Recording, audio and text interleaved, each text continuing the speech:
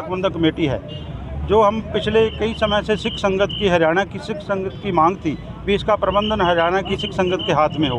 तो जब ये सुप्रीम कोर्ट से फैसला आया था तो सिख संगत ने खुशी मनाई थी कि ये सिख गुरुद्वारा प्रबंधक कमेटी का अब जो मैनेजमेंट कमेटी है वो हमारे हाथ में हो गई। लेकिन उसके उलट ये हुआ कि हरियाणा की बीजेपी सरकार और आरएसएस ने अपने आदमी इसमें फिट करके और गुरु ग्रंथ के कब्जे करने शुरू कर दिए, जो कि सिख संगत और जो भी इसमें आस्था रखने वाले लोग कभी बर्दाश्त नहीं करेंगे। इससे भी ज़्यादा जब बड़ी बात वो होगी जब महंत करमजीत ने इस जो आंदोलन चला था, किसान आंदोलन, उसमें जो लंगर लगे थे उस पर टिप्पणी करी, और टिप्पणी भी ऐसी करी, उसने जब बोला एक जैसे नशे में धुत आदमी होता है ऐसा बोला है, हज़ारों नहीं, लाखों नहीं, अरबों लाखों करोड़ रुपया लंगरों पे लगा दिया, कुंडली बॉर्डर पे लगा दिया।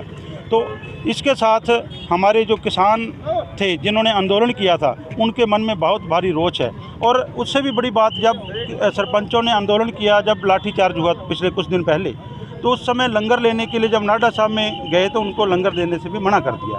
ये जब अभी तक तो इनके पूरे कब्जे भी नहीं हुए हैं। जब आपने देखा गुरुद्वारों में कब्जे किए हैं, ताले तोड़े गए हैं, पुलिस के बल के साथ कब्जे लिए हैं। हमारा ऐसा नहीं था भी ऐसे गुरुद्वारों में अंदर गुरुद्वारों की बेअदबी की जाए और ऐसे कब्जे लिए जाएं। हम तो सिख संगत को चाहते थे भी हरियाणा की सिख संगत का प्रबंधन जो गुरुद्वारे का वो संभाले, तो हमने इसीलिए खुशी जाहिर की थी। लेकिन अब पहले तो हमारे साथ जो एसजीपीसी उसने सौतेला व्यवहार किया हरियाणा के साथ, उनके हरियाणा के सिखों की सुध नहीं ली।